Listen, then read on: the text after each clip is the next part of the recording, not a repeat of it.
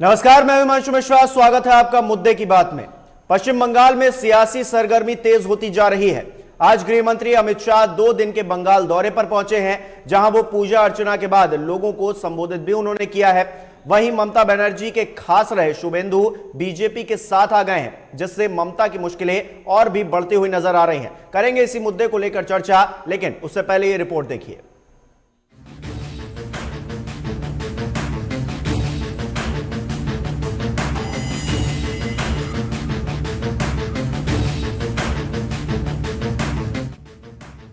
Corona का कहर जारी है, पर बिहार के बाद अब बंगाल की तैयारी है। पश्चिम बंगाल में विधानसभा चुनाव अगले साल अप्रैल और मई में होने हैं, लेकिन राजनीतिक गहमागहमी को देखकर लगता है कि मानो चुनाव का बिगुल बज चुका है। इस गहमागहमी से आगामी चुनाव में राजनीतिक तापमान का एहसास हो रहा।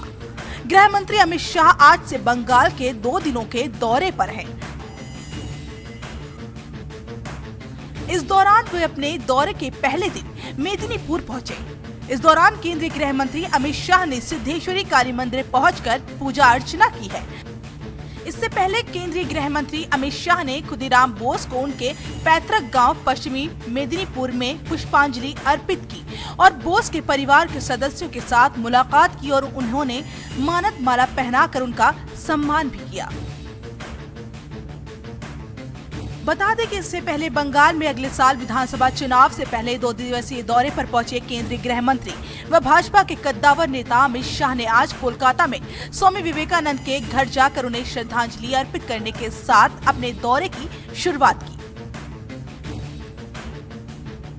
आज भाजपा के राष्ट्रीय उपाध्यक्ष मुकुल रॉय शुभेंदु अधिकारी का पार्टी में स्वागत करेंगे। मुकुल रॉय जब तृणमूल कांग्रेस में थे तब वहां ममता के बाद दूसरे स्थान पर थे। उस समय से ही शुभेंदु अधिकारी के साथ उनके काफी अच्छे संबंध भी रहे, इसलिए उनके हाथों से ही शुभेंदु का भाजपा में स्वागत कराया जाएगा। हालांकि शुभेंदु भाजपा का झंडा अमित शाह के हाथों से ही थामेंगे। बता दें कि बंगाल का देश के इतिहास और राजनीति में विशिष्ट स्थान रहा है। राज्य की सत्ता का तो अपना महत्व होता ही है, लेकिन पश्चिम बंगाल की 42 लोकसभा सीटों ने इसे राष्ट्रीय राजनीति के लिए भी महत्वपूर्ण बना दिया। जहां राज्य की मौजूदा मुख्यमंत्री ममता बनर्जी अपनी जीत को लेकर आश्वस्त नजर आ रही हैं, वहीं बीजेपी ने बंगाल का किला जीतने की अभी से तैयारी शुरू कर दी है, जिसके तहत गृह मंत्री अमित शाह बंगाल के 2 दिवसीय दौरे पर पहुंचे हैं। दूसरी तरफ हैदराबाद और आसपास से राजनीति शुरू करने वाले ओवैसी की पार्टी ऑल इंडिया मजलिस-ए-इत्तेहादुल मुस्लिमीन के हौसले हाल ही में बिहार विधानसभा चुनाव में मिली सफलता से इतने बुलंद हो गए कि वे अगले साल पश्चिम में होने वाले चुनावों में ताल ठोकने की तैयारी कर रहे हैं। अब देखना दिलचस्प होगा कि बंगाल की राजनीति में कौन सी पार्टी तब के सोना बनती है और कौन सी कोयला। अजय सिन्हा की रिपोर्ट, लाइव टुडे।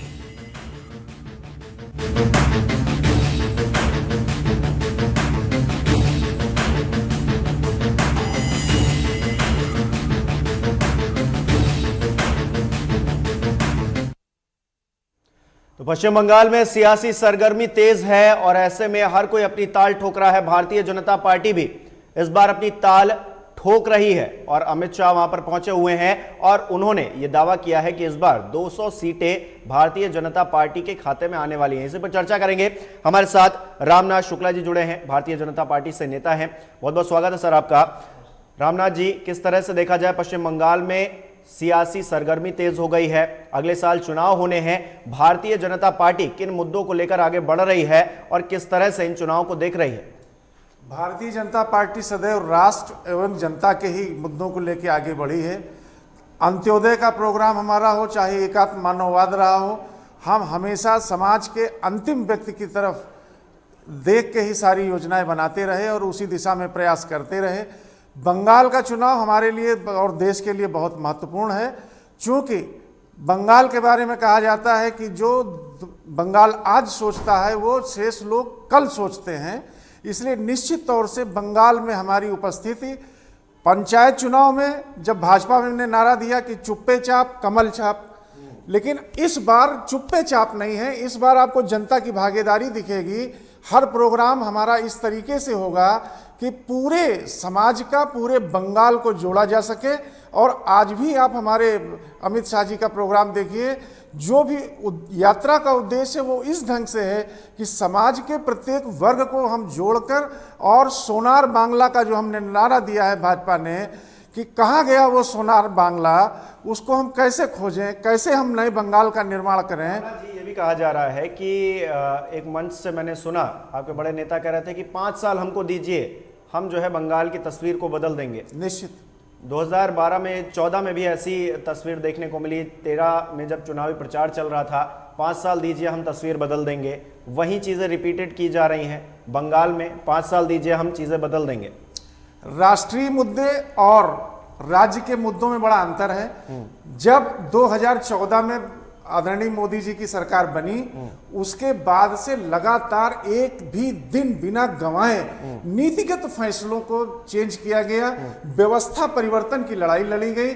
और आप भी जानते हैं कि यदि न्यू ही तिरछी हो तो उस पर भवन सीधा नहीं हो सकता। नहीं, आपने कहा ना कि राष्ट्रीय मुद्दे और होते हैं, राज्य के मुद्दे और होते हैं जी। लेकिन जितने चुनाव हो रहे हैं आज की डेट में, अभी तक जितने पिछले चुनाव हुए हैं, ज्यादातर राष्ट्रीय मुद्दे ही उठाए जाते हैं, राष्ट्रीय नेता आकर राष्ट्रीय बातें करते हैं। आप बिहार का एक बहुत बड़ा एग्जाम्पल देख सकते हैं।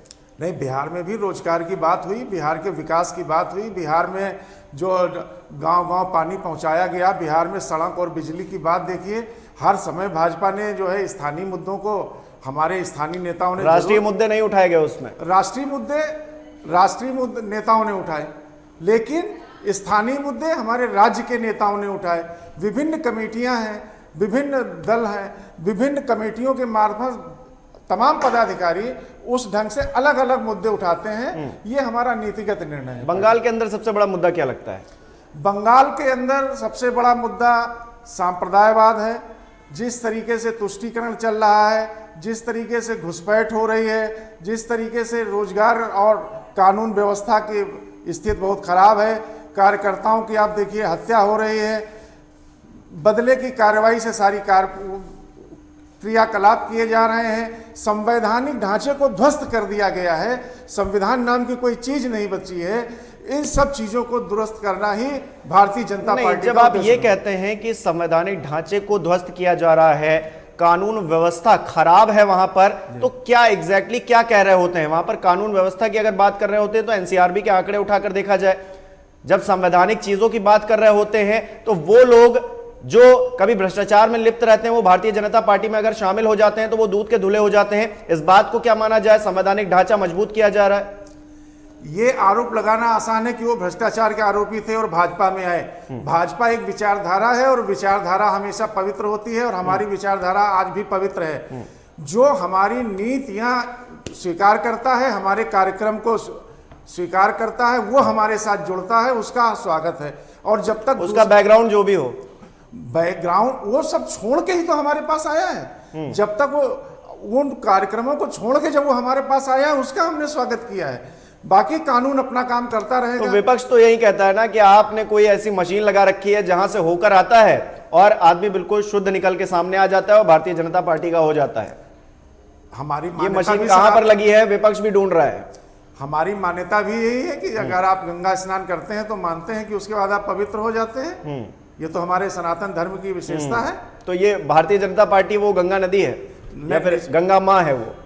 निश्चित उसको तौर क्या से समझा जाए? निश्चित तौर से हमारी सेवा, हमारी भावना राष्ट्र के लिए है, भारत माँ भारती के लिए है। और जो भी माँ भारती के लिए, जो भी देशभक्ति के साथ, ईमानदारी के साथ काम करना चाहे, उसका भाजपा में स्वागत है। अच्छा, पश्चिम बंगाल में सबसे बड़ी जो मुद्दा उठाया जाता है भारतीय जनता पार्टी की तरफ से, वहां पर जो नेताओं की हत्या हो रही है उसको लेकर उठाया जाता है। वो मुद्दा किस तरह से देखती है भारतीय जनता पार्टी और उस पर कितना जोर दे रही है इन आगामी चुनाव के मद्देनजर?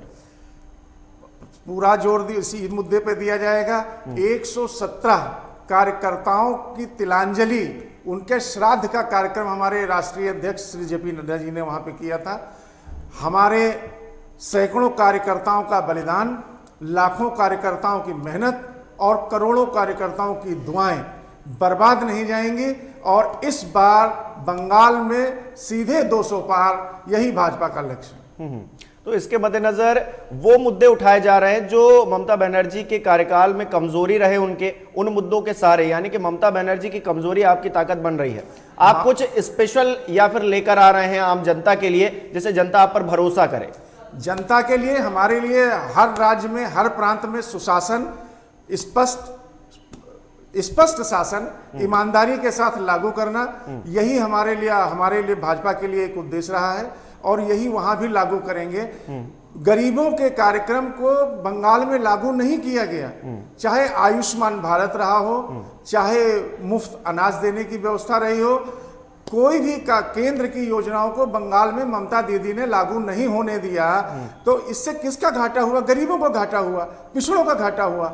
और निश्चित तौर से जब ये कार्यक्रम बंगाल में लागू किए जाएंगे तो गरीबों को फायदा होगा। प्रधानमंत्री आवास योजना में किसको घर दिया जा रहा है? जो आश्रयहीन है, वो बेचारे आज भी इतनी सर्दी में जो है खुले आसमान के नीचे सो रहे हैं। अगर उनको घर मिला होता तो आज वो अपने पक्के मकानों में होते। अच्छा चलिए, अगर मैं कोरोना की बात करूं तो दिलीप घोष जी आपके पार्टी के अध्यक्ष हैं वहां पर जी। वो ये कहते हैं कि ममता बनर्जी ने लॉकडाउन इसलिए लगाया ताकि भारतीय जनता पार्टी सक्रिय रूप से काम ना कर पाए, और कोरोना तो चला गया है। वो बिना मास्क लगाए मंच पर खड़े होकर ये बातें कहते हैं, सामने जो ऑडियंस खड़ी होती है वो भी बिना मास्क के सोशल डिस्टेंसिंग नहीं होती है। लेकिन प्रधानमंत्री जी वही इस बात का जिक्र करते हैं कि अभी कोरोना गया नहीं है, और बाद में दिलीप घोष खुद भी उस चीज से संक्रमित हो जाते हैं। तो इस चीज को किस तरह से देखा जाए? नहीं, ये किसी के कहने और ना कहने से कोरोना का प्रभाव नहीं खत्म होगा। भारतीय जनता पार्टी स्पष्ट रूप से मानती है कि कोरोना है। हर संदेश इसीलिए दिया गया कि 2 गज की दूरी और मास्क है जरूरी, सतर्कता ही बचाव है, जब तक दवाई नहीं तब तक कोई ढिलाई नहीं। इन्हीं नारों के साथ हम लोगों ने सदैव जागरूकता के अभियान चलाए हैं। और कोई व्यक्तिगत नेता क्या कहता है, इससे पार्टी की सोच, नेता व्यक्तिगत हो सकता है लेकिन उसका जो भाषण सार्वजनिक मंच पर होता है वो व्यक्तिगत नहीं हो सकता ना। तो ऐसे में क्या भारतीय जनता पार्टी ने एक बार भी ये पूछने का कोशिश की कि आखिरकार आपने ऐसा क्यों बोला? उनसे ये सवाल जवाब करने की कोशिश की कि आप बरगला क्यों ना है आम जनता को? ममता बनर्जी को आप कहिए, ठीक है, उनकी जो राजनीतिक बातें अलग होती हैं, लेकिन ये भ्रमित करने वाली चीजें अगर आपके बड़े नेता कहेंगे तो ये एक गलत मैसेज जाता है ना। क्योंकि प्रधानमंत्री जी तो कह रहे हैं, लगातार इस बात पे जिक्र कर रहे हैं, लगातार हर कोई लगा हुआ है कि कोरोना किस तरह से खत्म होगा, कैसे लोग इफेक्टेड ना हो, लेकिन आपके जो नेता होते हैं वो ये कह जाते हैं। तो उनसे सवाल जवाब होना चाहिए कि नहीं? निश्चित होना चाहिए और हुआ भी होगा। इसके बारे में हमें जानकारी नहीं है, लेकिन भारतीय जनता पार्टी बहुत ही अनुशासित पार्टी है और हमारा संगठन अपना कार्य करता रहता है। सभी अपने दायित्वों का निर्वहन करते हैं और किसी को बताने की आवश्यकता नहीं होती है कि पार्टी को कब कहाँ क्या करना है। तो निश्चित तौर से अगर कोई पार्टी लाइन से अलग बात कहता है तो उस पर जरूर पार्टी पूछती है, कई बार लिखित पूछा जाता है। ये बात दूसरी है कि कहीं छोटी बात कह दी, कुछ कह दिया और आज सोशल मीडिया के जमाने में वो वायरल हो जाता है, इसको मैं स्वीकार करता हूँ। जैसे आपने यहाँ उत्तर प्रदेश में दया शंकर सिंह के मामले में भी देखा होगा कि कोई छोटी सी बात वायरल हो जाती है, उसका दुष्प्रभाव होता है, लेकिन किसी के कहने ना कहने से कोई फर्क नहीं है। ये तो कोरोना की बात रही। अब मैं पश्चिम बंगाल का जब जिक्र कर रहा हूं तो अभी बिहार के चुनाव हुए, जनता दल यू आपके साथ रही, चुनाव लड़ा और आप जीते भी। तो ऐसे में पश्चिम बंगाल में भी जनता दल यू कह रही है कि हम 70 से या 80 सीटों पर जो है चुनाव लड़ने वाले हैं। तो क्या भारतीय जनता पार्टी चाहेगी कि वो साथ में आकर पश्चिम बंगाल में भी चुनाव लड़े? ये नीतिगत फैसला है और इसका फैसला पार्लियामेंट्री बोर्ड करेगा और ये अभी आज कह पाने की स्थिति में मैं बिल्कुल नहीं हूँ। ये पार्लियामेंट्री बोर्ड ही डिसाइड करेगा कि किस कहाँ पे कैसे चुनाव लड़ा जाना है और किसके साथ लड़ा जाना है और किसके साथ नहीं लड़ा जाना है। जी तो अगर चुनाव लड़ते हैं तो क्या उम्मीद की जा सकती है कि, क्योंकि बिहार में तो आप साथ लड़ रहे थे लेकिन हालांकि बहुत सारी चीजें रही आपके साथ, रहेंगे नहीं रहेंगे, उसके बाद आखिरकार आप जो है दोनों लोग साथ में चुनाव लड़े, लेकिन पश्चिम बंगाल में अगर जनता दल यू कहती है कि हम चुनाव लड़ेंगे तो फिर आपका क्या रुख रहने वाला है? क्योंकि तैयारी आपकी उसी हिसाब से होगी ना कि वो भी अगर उसी विपक्ष में जाकर खड़े हो जाएंगे आपके, तो उनके लिए भी आपको तैयारी करनी पड़ेगी ना। जी जी, निश्चित करनी पड़ेगी। और ये तो शीर्ष नेतृत्व को ही फैसला करना है, इसके बारे में प्रवक्ता या स्थानीय स्तर पे कह पाना कुछ संभव नहीं है। तो कुल मिलाकर ये समझा जाए कि आप जिस तरह से पश्चिम बंगाल के लिए तैयारियां कर रहे हैं, जीत कर ही वापस आना है वहां से। 200 पार का लक्ष्य दिया गया है और भारत का प्रत्येक नागरिक जानता है, उत्तर प्रदेश के जब चुनाव हुए थे, जब भी हमारे अमित शाह जी ने कोई भी लक्ष्य निर्धारित किया है तो उन्होंने हमेशा लक्ष्य से ज्यादा किया है। ये भरोसा तो अब जनता को हो चुका है। चलिए, बहुत बहुत शुक्रिया आपका रामनाथ शुक्ला जी, हमसे जुड़ने के लिए और तमाम बातें रखने के लिए। बेबाकी से आपने बातें जो एक्सेप्ट भी की हैं और बताई भी हैं। हमारी बहुत बहुत शुभकामनाएं हैं आपको पश्चिम बंगाल के चुनाव के मद्देनजर। फिलहाल यहाँ पर एक छोटे से ब्रेक के लिए रुक रहे हैं, फौरन हाजिर होते हैं।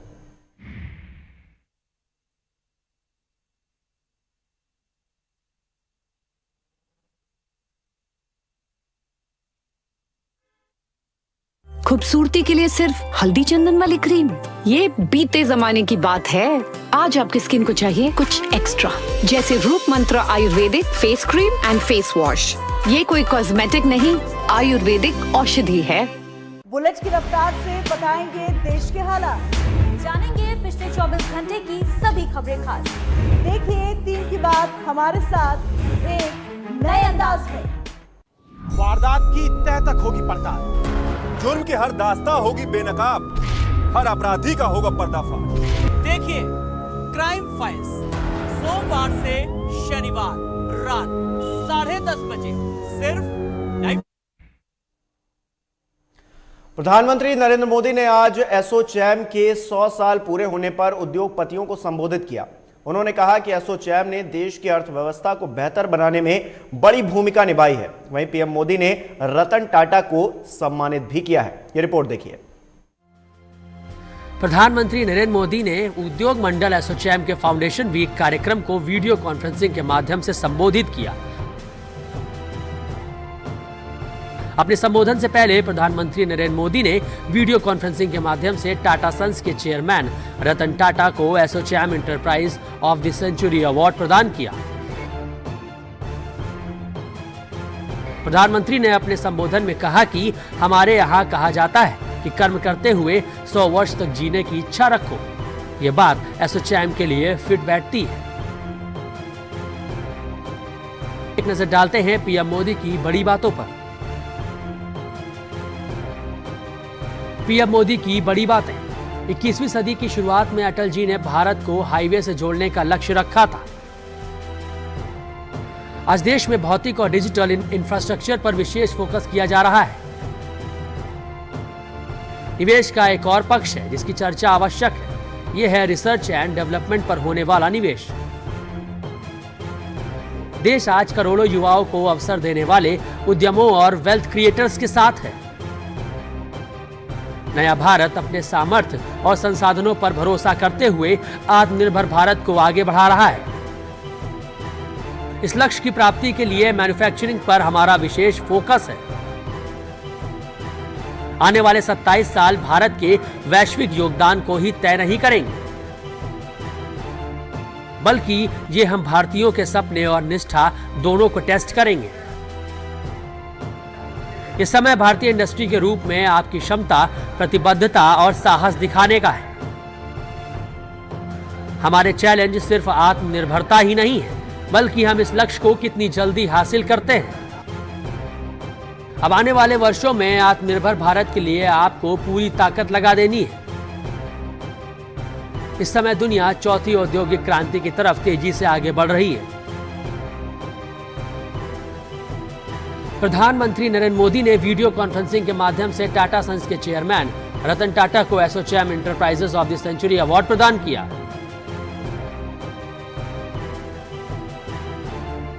एसोचैम के महासचिव दीपक सूद ने कहा कि भारत ने अभूतपूर्व कोविड-19 महामारी का पूरे साहस के साथ मुकाबला किया है। उन्होंने कहा कि इस वैश्विक स्वास्थ्य संकट ने सभी प्रमुख अर्थव्यवस्थाओं को प्रभावित किया है। हालांकि इन सब के बावजूद प्रधानमंत्री के मजबूत नेतृत्व में $5 ट्रिलियन की इकोनॉमी बनने का हमारा संकल्प अब भी पहले की तरह दृढ़ है। आपको बता दें कि एसोचैम का पूरा नाम associated chambers of commerce and industry of India है। इसे भारतीय वाणिज्य और उद्योग मंडल भी कहा जाता है। आइए सुनाते हैं कि पीएम मोदी ने एसोचैम के बारे में क्या कुछ कहा है। बता दें, एसोचैम की स्थापना देश के सभी क्षेत्रों के प्रवर्तक चैम्बरों ने साल 1920 में की। इसके अंतर्गत 400 से अधिक चैम्बर और व्यापार संघ आते हैं। देश भर में इसके सदस्यों की संख्या 4.5 लाख से ज्यादा है। एसोचैम का फाउंडेशन वीक इस 15 दिसंबर से आयोजित हुआ था। आज इसका आखिरी दिन है। सप्ताह भर के इस कार्यक्रम में कई अलग विषयों को शामिल किया गया था। इसमें देश के कई मंत्रियों, अधिकारियों और इंडस्ट्री लीडर्स ने अपनी बात रखी है। अजय सिन्हा की रिपोर्ट, लाइव टुडे। तो एसोचैम में आज जो है संबोधित करते हुए पीएम मोदी ने रतन टाटा को सम्मानित भी किया है और ऐसे में तमाम तरह की बातें अर्थव्यवस्था को लेकर भी कही हैं। उन्होंने तमाम तरह की बातों का जिक्र किया है, उसको लेकर हम चर्चा करेंगे। डॉक्टर भूपेंद्र तिवारी जी हमारे साथ जुड़ गए हैं, अर्थशास्त्री हैं। बहुत बहुत स्वागत है सर आपका लाइव टुडे में। भूपेंद्र जी, किस तरह से देखा जाए आज एसोचैम में जिस तरह से प्रधानमंत्री नरेंद्र मोदी ने एक भरोसा जताया है कि आने वाले समय में जो अर्थव्यवस्था बिगड़ी है वो सही होगी और आगे हम विश्वगुरु बनने की जो अपनी चाहत रखते हैं उसको हम पूरा कर पाएंगे? देखिए, जो प्रधानमंत्री मोदी जी ने कहा है कि हम आत्मनिर्भर भारत की तरफ अब कदम बढ़ा रहे हैं। अभी लेटेस्ट जो हम एक उदाहरण लेते हैं कि कोरोना महामारी से जब निपटने की बारी आई, पहला केस आप जानते हैं कि 30 जनवरी को आया था कोरोना का और 24 मार्च से देश में लॉकडाउन शुरू हुआ था। तब उस समय की स्थिति में यह अंतर था कि हमें उस समय 3 पीपी किट चाइना ने भेजे थे। 3 पीपी किट, आप समझ सकते हैं कि हमारे यहाँ पीपी किट की उस समय क्या स्थिति थी और इस समय स्थिति यह है कि हम 3 लाख पीपी किट रोज बनाते हैं। अब इसके बाद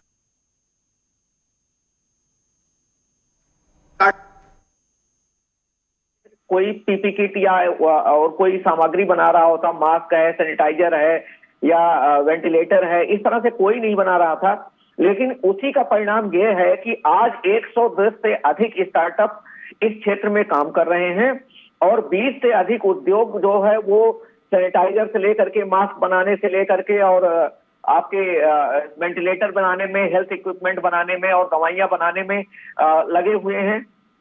दवाइयों का जो हम इंपोर्ट करते थे चाइना से, खास करके हाइड्रोक्सीक्लोरोक्विन, पैरासीटामोल या इसके जो सॉल्ट हम इंपोर्ट करते थे, वो इंपोर्ट अब इस समय हमने पूरे कोरोना काल में 140 देशों को एक्सपोर्ट किया है।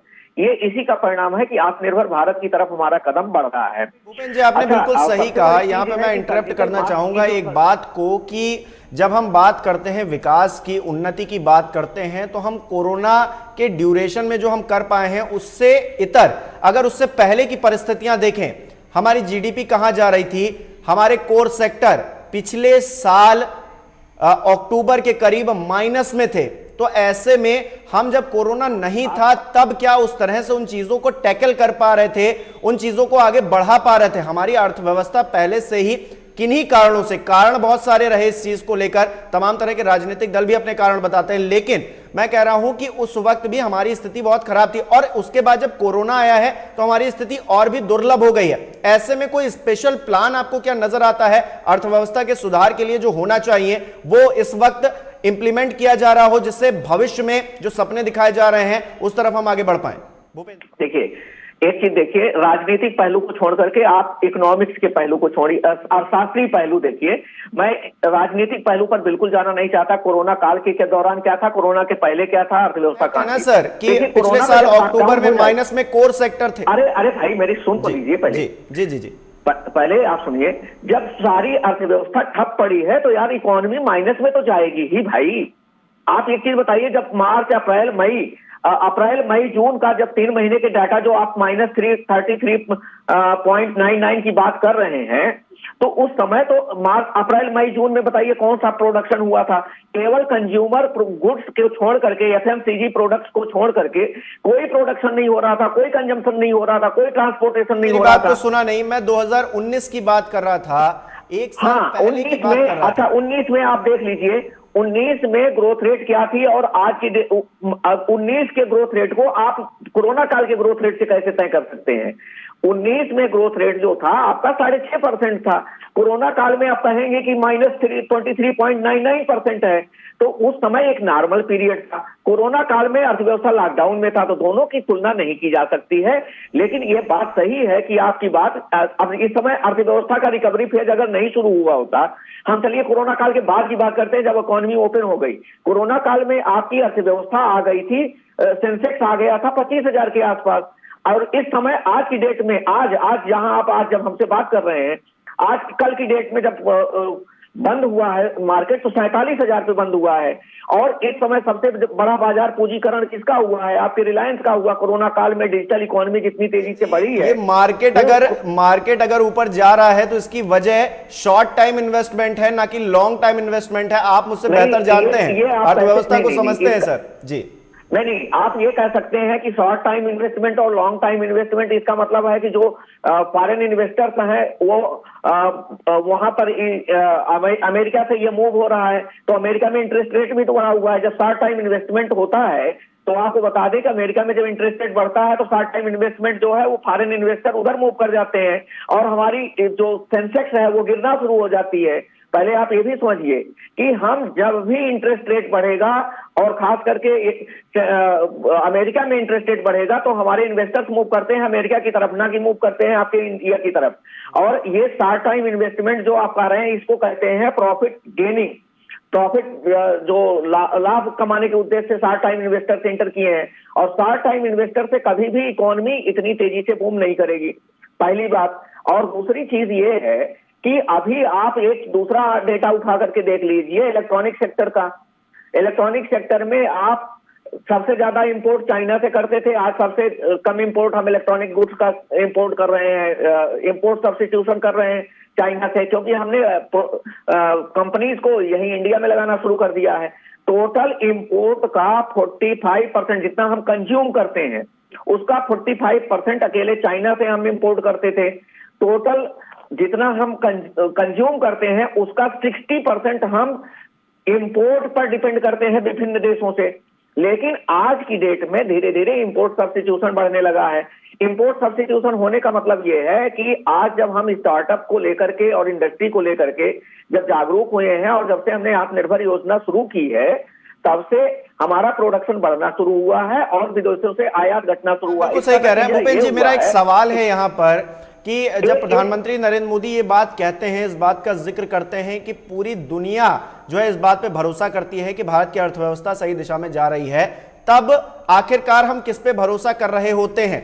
अपने यहाँ के कॉरपोरेट पे भरोसा कर रहे होते हैं क्या, कि उसके सहारे हमारी अर्थव्यवस्था और बूम करेगी और दुनिया में हम जो है विश्वगुरु बनने की जो चाहत रखते हैं उसको पूरा कर पाएंगे? इवन जो कॉरपोरेट सेक्टर है, क्या उसी पर ज्यादा फोकस रहता है?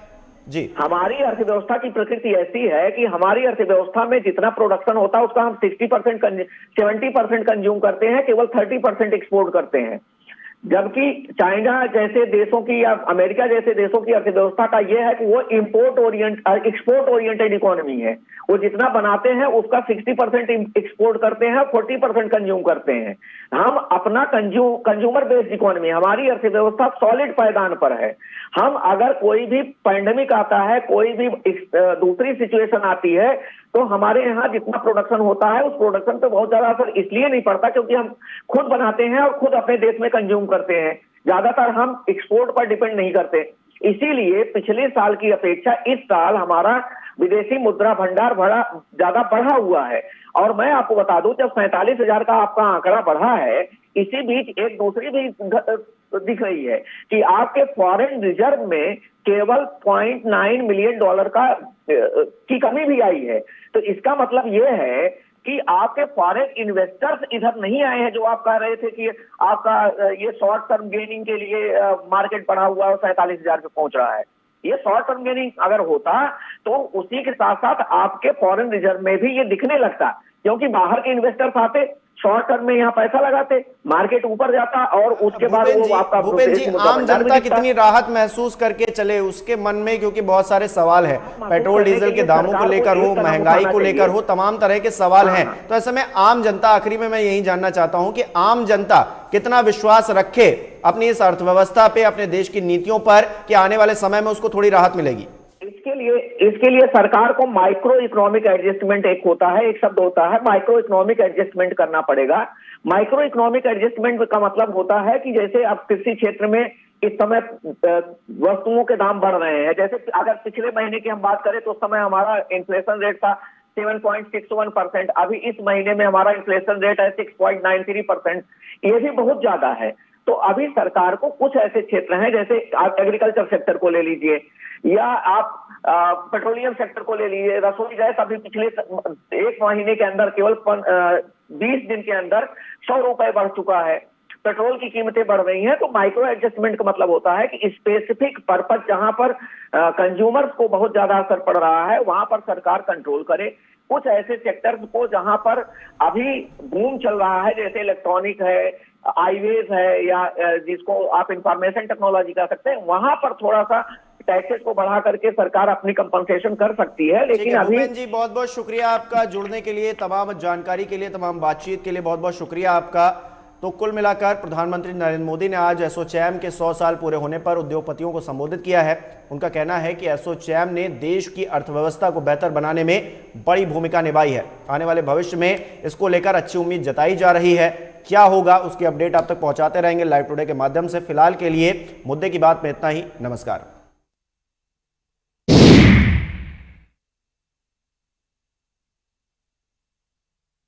रूप मंत्र Ayurvedic face cream and face wash. इसमें है हल्दी चंदन के साथ एलोवेरा, नीम और बादाम तेल जैसी 12 खास आयुर्वेदिक जड़ी बूटियां। आपकी आवाज, आपकी ताकत, आपका अपना न्यूज चैनल लाइव टुडे अब उपलब्ध है ZEE5 पर।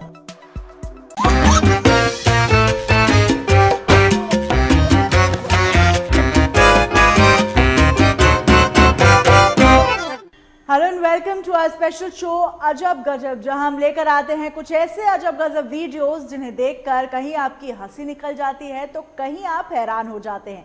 तो चलिए आज के इस खास एपिसोड की शुरुआत करते हैं।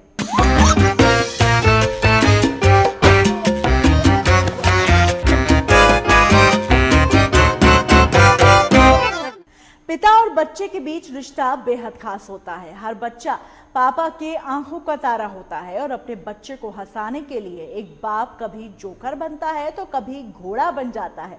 देखिए ऐसे ही कुछ वीडियोस जिसमें बच्चों के पिता अपने बच्चों को एंटरटेन करने के लिए क्या कुछ कर गुजरते हैं।